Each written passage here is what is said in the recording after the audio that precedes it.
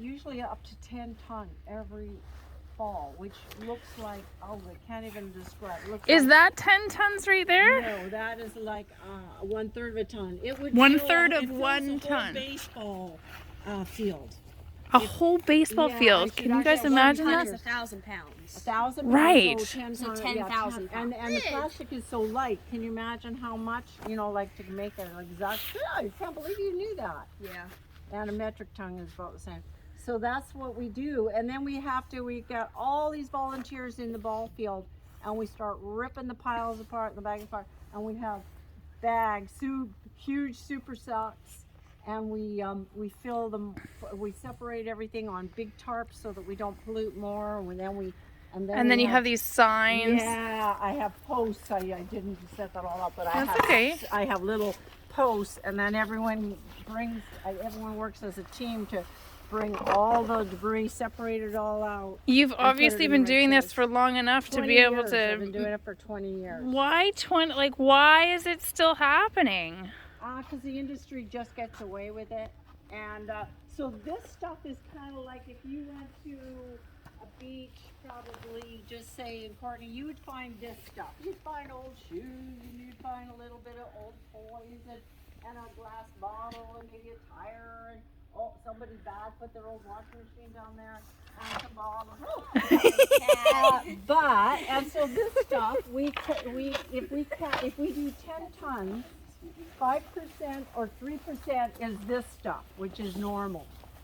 And 95% is industry. Then you move down here. This is normal, what you find on a beach cleanup. Okay, can we slow this down a little bit? So what's normally found here is styrofoam, A bottle, lot of flip-flops. return a lot of flip-flops. Yeah. Right. And little bits of chip bags and toys that floated away, and prawn traps, and a little bit of a broken fishing rod, and that kind of stuff is what you normally would find. And then we move down, and occasionally we found like a drone. Really? Found like someone that lost their drone in the water. So that would be electronic equipment, batteries, old phones that somebody's dropped their phone overboard. Yeah. Wow. Some floats. So that's pretty normal for the ocean. Right. That's normal stuff. And we could actually, when we go down to the pile, we finished our cleanup in November. So this pile is just a little bit we collected in the last month. Wow. So, and then we get into so since I've been here, yeah, that's new. Since the day you heard about this project, that has shown up on this. And I haven't been collecting. That's just, I haven't. I could actually make that pile 5 times as big if I went out today. Yeah. Even when I walked down there were 3 more when I walked down that day. Yeah, we could go get something too. I wouldn't mind you guys helping me with those. It's been too heavy for me. Oh yeah. I wouldn't mind if everyone took one of those. We could pack it up here. Yeah. And then this stuff is the industry stuff at this end. And this stuff is 95, if not 96, 97, or 98% of what we find here in Bain Sound. And it's all shellfish industry debris, and cargo nets from the industry, and predator nets from the industry, and plastic trays, and everything that we're looking at down there. So 95%, 5% for those that you can visualize numbers. If you're looking at a 10 ton of stuff, right, you would find 95% of this. 5 tons of shellfish industry debris, and 5% of the, tourists or recreational, or somebody dropped their water bottle out of the boat, or something, lost their hat or lost their flip-flops when they went to the beach. So right, you can see, and the tourist, we've got the BC Ferry there. We don't find much tourist stuff at all. Oh wow. Tourists are very, very good. Wow. Yeah, and these bright colored ones.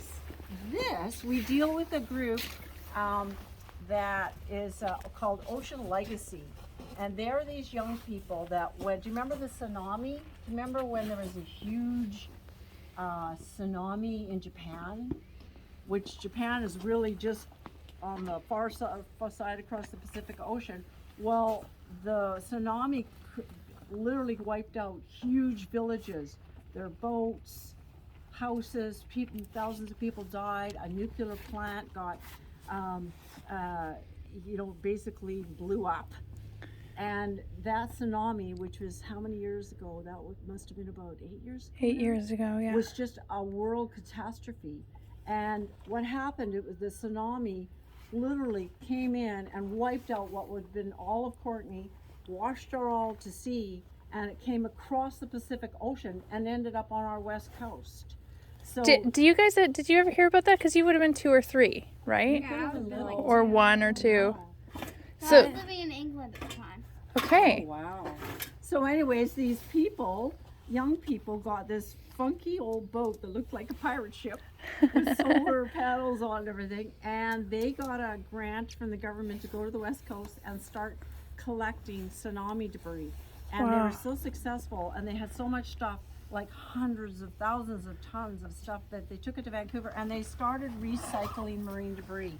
And Wow. so they recycle, and they got us all involved. All of the cleanup groups on the whole coast are now helping them recycle marine debris, and they have an entire business or a plant and boats, and they collect. And so this is the things that they can recycle. Wow. So when we do our cleanup, we have huge super sacks, and we load rope, hard plastics, beverage bottles, predator nets, the boys, tires, hard plastic, the boys, the barrels, and those plastic trays. They can actually recycle all the stuff, and they actually have a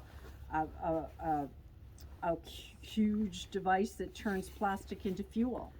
Right. And they make pellets and repurpose everything. So this is their criteria. So when we're doing our cleanup, we're making super sacks and marking it netting for Ocean Legacy, and then it gets shipped to them in Vancouver. So we recycle out of, so we got the 100%, and then we got the 10 ton. We can recycle about 80% of everything. Oh, wow. So it's huge amount of repurposing. Everything Yeah. gets reused, or the equipment gets reused. So that's kind of our system, Yeah. of which these guys have really inspired us and taught us. And they've got that new EPIC, that education, recycling, marine debris recycling. They have a new program that, I'd like to sort of include that in the Yeah, times to come for sure. exactly. So you, working with them has been exciting. yeah. I've gone and done cleanups with them on the West Coast, and they use helicopters. If you ever want to do something absolutely epic, go on a cleanup with these guys. They use helicopters, and they land you on remote beaches in the off of the West Coast, and you collect stuff. It's really amazing. We did a shoot, for Al Jazeera Television. We did a whole documentary with them using the helicopters and dropping all of us, but they brought in a lot of us from other areas to do this shoot. So you also said that there's a connection to an Indigenous community that does this work too. Yeah, Is that so right? this year we did the whole Comox Valley. We collected 38 or 39 ton. Holy from smokes. The whole Comox Valley. We had teams, and we partnered up with Comox First Nations, and that was amazing. We worked with them, and we worked with Hornby Island group, and we worked with another group that specializes in beach debris retrieval, when they had this cool little self-propelled barge Yeah. to go ashore, Yeah. and we could load and then get it out. So Yeah. we had a lot of volunteers, and we had a Hey, lot Rich. of employees. You stay focused. So, so that was, but the First Nations was a key component, because we did cultural training first with all our volunteers and our boat captains, to make sure that we were being respectful to any culturally important areas. And they Okay. gave us a tour of Tree Island, and talked about the cultural importance of the area, Yeah. and why it's so important to look after the marine environment. Right. So yeah, very, very important. Oh God, I have photos, but we don't need that. Yeah. Wonderful. Yeah. Elsa, no barking. No. So Sorry about that, it's folks. okay. If we were to think about a question maybe that we have based on what we're planning on doing. Right. So you might remember that we're going to put on a spring production. So it's going to be a spring break camp over at the Elk Lodge, which is right there. You guys see that over there? If we're thinking about this story that we want to tell, a mythical, magical story, what kind of questions would be useful right now? So I'm thinking it could be anything from, are there any people that we should interview? Or are there any stories that you know about, like Loch Ness Monster kind of creatures, or myths that have been told on this land? Like, do you guys have any questions or curiosity yet about that? I've found some of the giant Pacific octopus on these beaches. You know, like dead up on the beach? No, alive. Alive. I've got a cool. These are the biggest octopuses in the world. I know. I've seen. Yeah. Wow. Yeah, it was so cool. It was being harassed by these ravens and eagles, and it was stuck in one. When the tide goes out, it goes way out here, and there's sort of pools that stream out, and it was stuck in one, and the birds were trying to block its exit. Oh, wow. And I went down and decided to save it, and oh my God, it wrapped itself around me, and it was like really scary because it was a big animal. Yeah. And it was just flame red, like Yeah. angry red, Yeah, like yeah. your jacket. Yeah. And I finally got it down to the water, and I was trying to peel it off of me, and and then it squirted. It finally got the water, and it squirted ink up at me and swam away. But it was just an amazing experience. Wow. You know how you get actually scared? You go like, Yeah. oh my God, this thing is just so strong Yeah. around my arm. Yeah. Like the suckers were just like on. That's amazing. And That's I'm not a amazing. scaredy cat. I used to be Yeah. a scuba diver, and I worked Yeah. at Undersea Gardens in Yeah. Victoria. And I used to go and get the octopus and do educational things with the kids, you know, so I'm used to octopus. Yeah. You know, kind of like, you know, trying to move them and swirl them towards the window so the kids. Yeah. Wow. Could you guys imagine interacting with an octopus and having it like climb up your arm? Yeah.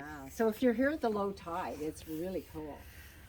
Yeah. Well, we hope to be here for It's getting lower. a few days, Sure. actually. Oh, hello, Bella. There's a